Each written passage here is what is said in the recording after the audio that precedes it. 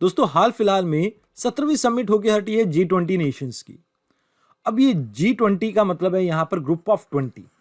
आज हम डिटेल में जानेंगे इसकी हिस्ट्री के बारे में, प्लस यहां पर क्या चैलेंजेस रहे इस समिट के सामने, हम उन्हें भी जानने की कोशिश करेंगे। इस समिट से क्या आउटकम निकल के आई, हम उसे भी समझने की कोशिश करेंगे। इसके अलावा कौन कौन देश इस G20 में आते हैं, हम उनके बारे में भी जानेंगे। अब सबसे पहला सवाल तो आपके दिमाग में यह आ रहा होगा कि G20 नेशन की समिट हुई कहां है। तो ये इस साल हुई है इंडोनेशिया के शहर बाली में। यहां पर इसकी इस साल की थीम रही रिकवर टुगेदर रिकवर स्ट्रॉन्ग। अब ऐसा क्यों कहा गया कि रिकवर टुगेदर रिकवर स्ट्रॉन्ग? क्योंकि आप एक चीज देखते हैं कि ये जो G20 नेशंस हैं ये लगभग दुनिया की 60% पॉपुलेशन को रिप्रेजेंट करते हैं। प्लस यहां पर आप ये भी देखते हैं कि ये 80% ऑफ ग्लोबल जीडीपी को रिप्रेजेंट करते हैं।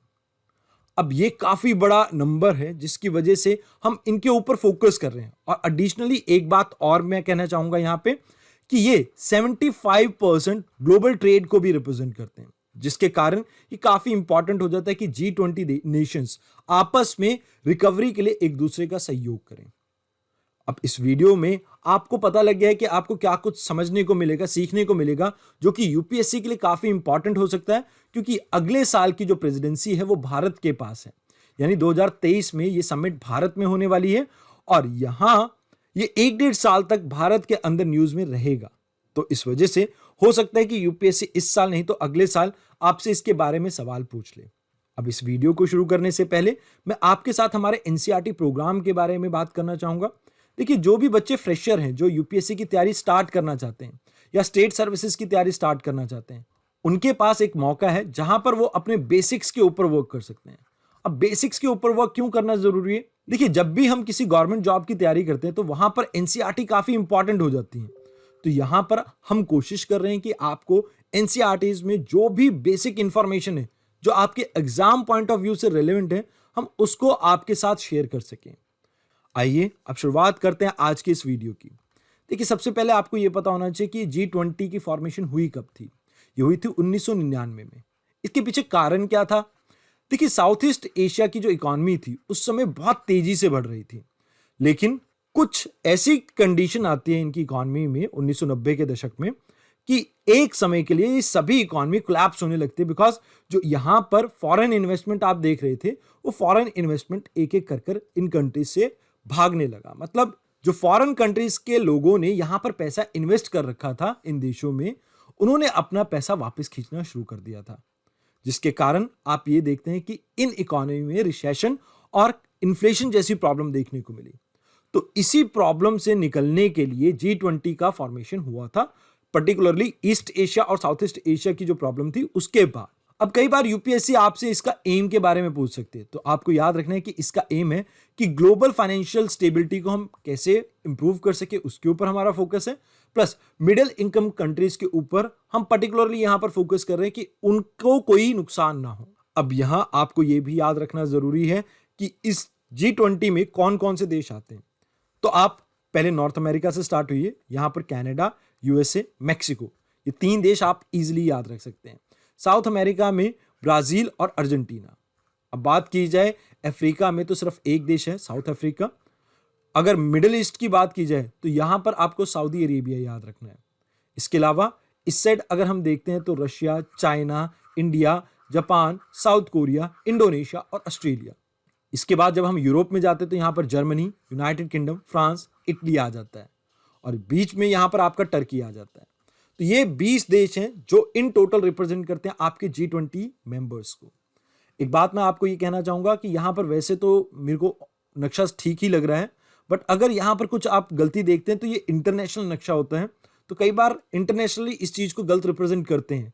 कश्मीर हमेशा से भारत का हिस्सा रहा है और रहेगा, तो इस चीज को यहां पर अगर गलत भी रिप्रेजेंट किया तो आप अपने जो मैप ड्रॉ करते हैं उसमें ठीक से रिप्रेजेंट कर लेना।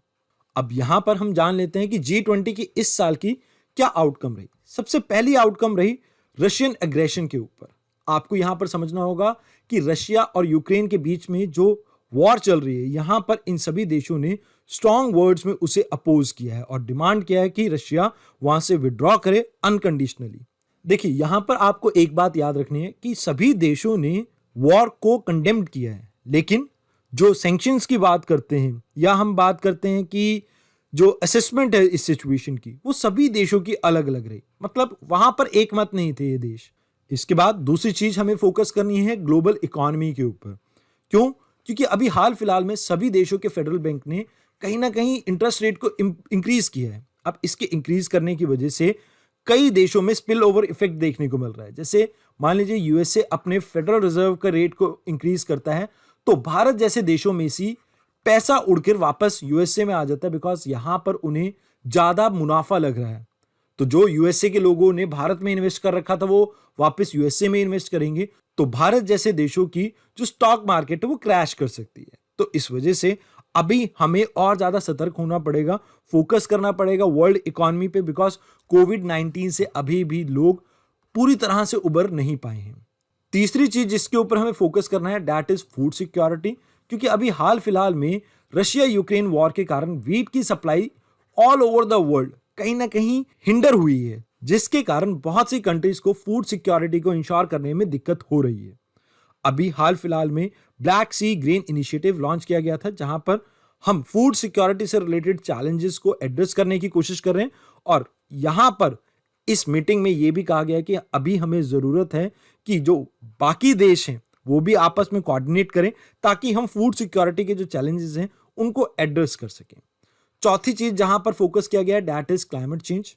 क्लाइमेट चेंज शायद मैंने यहां पर लिखा नहीं है, तो आप अपनी तरफ से यहां पर लिख लेना क्लाइमेट चेंज।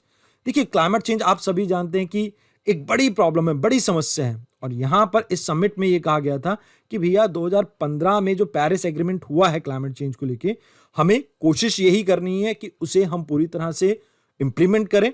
और यहां पर हम ये भी चाहते हैं कि वर्ल्ड का जो टेम्परेचर है वो 1.5 डिग्री सेल्सियस से ज्यादा इंक्रीज ना हो। चौथी चीज मतलब पांचवी चीज यहां पर आती है डिजिटल ट्रांसफॉर्मेशन। मतलब यहां पर हमें यह समझना होगा कि अगर हम सस्टेनेबल डेवलपमेंट के गोल्स को इंप्लीमेंट करना चाहते हैं या अचीव करना चाहते हैं, तो इसके लिए हमें डिजिटल ट्रांसफॉर्मेशन के ऊपर फोकस करना होगा। और इसके लिए चाहिए आपको इंटरनेशनल लेवल पे कोलैबोरेशन, और फर्दर हमें अपने डिजिटल स्किल्स को डेवलप करना होगा और दुनिया में डिजिटल लिटरेसी के ऊपर भी फोकस करना होगा। तो कुल मिलाकर यहां पर इन चीजों के बारे में बात की गई है, लेकिन स्पेशली फोकस किया गया है वुमेन और गर्ल्स और वनरेबल लोगों के ऊपर। तो यहां पर आपको इसे याद रखना है। लास्ट चीज जो यहां पर आपको याद रखनी है दैट इज हेल्थ। इस समिट में यह कहा गया है कि हम कंटिन्यूसली कमिट करते हैं अपने आप को कि हम प्रमोट करेंगे हेल्दी एंड सस्टेनेबल रिकवरी, ताकि वर्ल्ड में हम यूनिवर्सल और सस्टेनेबल हेल्थ कवरेज को अचीव कर पाएं। इसके अलावा हम नए फाइनेंशियल इंटरमीडिएट फंड्स बनाएंगे, जिससे हम पेंडेमिक जो कोविड-19 जैसी समस्या है उसको हम टैकल कर सकें। इसके लिए पेंडेमिक फंड बनाया जाएगा, जिसे होस्ट किया जाएगा वर्ल्ड बैंक के द्वारा। तो ये पेंडेमिक फंड काफी इंपॉर्टेंट हो सकता है कि आपसे यूपीएससी इसके बारे में सवाल पूछ ले। साथ के साथ हम ग्लोबल हेल्थ गवर्नेंस को इंप्रूव करेंगे, स्ट्रेंथन करेंगे रोल डब्ल्यूएचओ का। तो इन चीजों के ऊपर इन टोटल यहां पर इस समिट में फोकस किया गया है। यहां पर मैं आपको एक बार फिर से याद दिला रहा हूं कि क्लाइमेट चेंज का पॉइंट मिसिंग है, तो उसे आप एक बार लिख लेना। Next thing that is challenges. तो चैलेंजेस में सबसे बड़ा चैलेंज है रशियन इन्वेजन। क्यों? क्योंकि अभी इसके कारण जियोपॉलिटिकल लेवल पे बहुत अनसर्टेनिटी है। अभी हाल फिलहाल में दुनिया भर में इन्फ्लेशन देखने को मिल रही है, क्योंकि ग्लोबल सप्लाई चेन जो है वो डिसरप्ट हो चुकी है। यूके जैसे देश भी इसमें प्रॉब्लम में आ रखे हैं, बिकॉज ज्यादातर वो जो अपनी नेचुरल गैस लेते थे वो रशिया से लेते थे। अब क्योंकि रशिया से इन्हें गैस नहीं मिल पा रही है, तो यहां पर फ्यूल के प्राइसेस या आप ये कह सकते हैं ओवरऑल इकोनॉमी में इन्फ्लेशन काफी इंक्रीज हो चुका है। अब अगर इसी तरह से बहुत लंबे समय तक आप इन्फ्लेशन को देखेंगे, तो हो सकता है कि आने वाले समय में बहुत सी कंट्रीज में सोशल अनरेस्ट भी देखने को मिले, तो जिससे ना केवल इंटरनेशनल लेवल पे आप कहते हैं स्टेबिलिटी को इंपैक्ट पड़ेगा, इसके अलावा हर देश की लोकल पॉलिटिक्स पे भी असर पड़ सकता है। नेक्स्ट थिंग, राइजिंग इन्फ्लेशन के ऊपर हमें फोकस करना चाहिए, बिकॉज इन्फ्लेशन सेंट्रल बैंक जो कंट्रोल करने की कोशिश कर रही है उसमें सिर्फ और सिर्फ इंटरेस्ट के ऊपर फोकस किया जा रहा है, बट सप्लाई चेन डिसरप्शन के ऊपर फोकस नहीं किया जा रहा। तो हमें कोशिश यही करनी है कि हम कैसे इन्फ्लेशन को कंट्रोल कर सकें, और इसमें जो इंटरेस्ट रेट है उसको बढ़ाने की जरूरत नहीं है, हम सप्लाई चेन को बेटर मैनेज कर सकें, हमें उसके ऊपर फोकस करना चाहिए। जो मेजर इकोनॉमीज हैं उनमें इन्फ्लेशन के कारण रिसेशन जैसी प्रॉब्लम देखने को मिल सकती है, जैसे यूएसए एंड यूके, और हाल फिलहाल में पूरे यूरोप में भी मैं ये कहूंगा कि ये प्रॉब्लम देखने को मिल सकती है। अब यहीं से एक पॉइंट निकल के आता है, जो मेजर इकोनॉमीज हैं इनमें स्लो डाउन देखने को मिल रहा है। अब इसके पीछे कारण ये बताया जा रहा है कि रियल एस्टेट जो आपका सेक्टर है वो इतना अच्छा ग्रो नहीं कर रहा है, क्योंकि वो क्राइसिस में है, तो जिसकी कारण पूरी इकोनॉमीज क्राइसिस में आ रखी है। ऐसा मैं क्यों कह रहा हूँ? देखिए, जो रियल एस्टेट जो बाजार है वहां पर आप कंस्ट्रक्शन वगैरह के ऊपर भी फोकस करते हैं। जब कंस्ट्रक्शन होती है तो उसमें सीमेंट इंडस्ट्री भी ग्रो करती है, लोहा इंडस्ट्री यानी आयरन एंड स्टील इंडस्ट्री भी ग्रो करती है, मतलब बहुत सी एंसिलरी सर्विसेज वहां पर डेवलप होती हैं।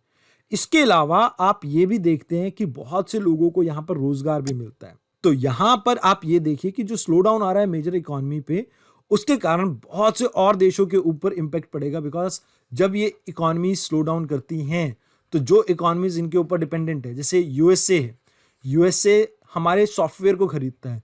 अब मान लो इनके पास पैसा नहीं है तो वो सॉफ्टवेयर बिकेगा नहीं ना। अब सॉफ्टवेयर नहीं बिकेगा तो इसका इंपैक्ट इंडिया पे भी देखने को मिल सकता है। लास्ट पॉइंट जो आपको याद रखना है, that is Jio political rift. जब हम बात करते हैं जियो पॉलिटिकल रिफ्ट की, तो यहां पर मैं बात कर रहा हूं जैसे इंडो चाइना के बीच में टसल बढ़ रखी है, उसके अलावा यूएसए और चाइना के बीच में टसल बढ़ रखी है, यूएसए एंड रशिया के बीच में टसल हो रही है, और साथ के साथ जैसे यूरोप के अंदर से यूके बाहर आया है, तो इनके कारण जो बड़ी इकोनॉमीज है इनमें तो स्लो डाउन देखने को मिल रहा है, बट इनके साथ साथ बाकी कंट्रीज के ऊपर भी इसका इंपैक्ट पड़ रहा है।